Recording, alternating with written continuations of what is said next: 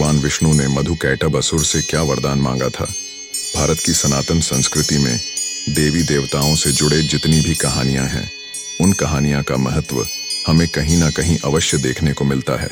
उसी प्रकार यदि हिंदू सनातन संस्कृति में कोई नियम धर्म का पालन किया जाता है तो उसके पीछे भी एक कारण होता है, जैसे संध्या वंदन, आरती, प्रणाम करना, आशीर्वाद लेना इत्यादि।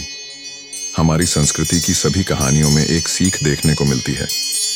आज हम आपके सामने ऐसे ही एक सीख भरी कहानी बताने जा रहे हैं, जो दो असुर मधु और कैटभ से जुड़ी है।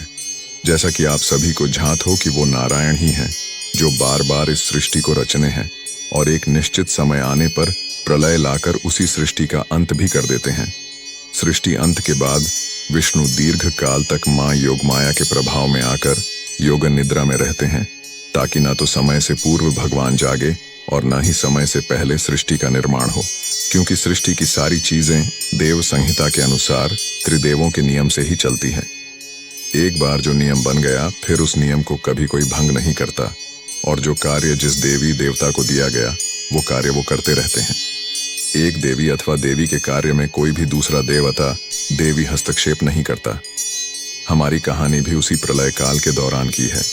महादेव जी ने प्रलय लाकर संसार को नष्ट कर दिया। उस समय चारों ओर जल ही जल दिखाई पड़ रहे थे।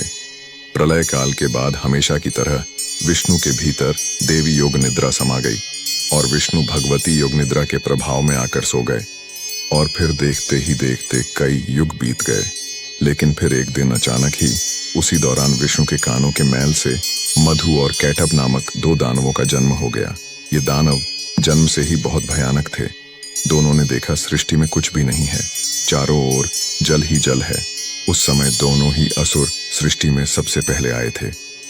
मधु और कैटभ दोनों को उस वक्त आकाश में केवल मां भगवती के मंत्र सुनाई दिए, जो प्रलय के बाद सृष्टि में चारों ओर सुनाई पड़ रहे थे।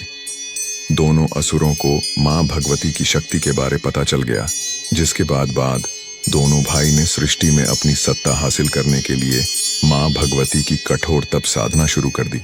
कई वर्षों के बाद मां भगवती मधु और कैटभ के वरदान से प्रसन्न होकर जब उन्हें वरदान देने आए, तो मधु और कैटभ दोनों भाइयों ने इच्छा मृत्यु का वरदान मांगा।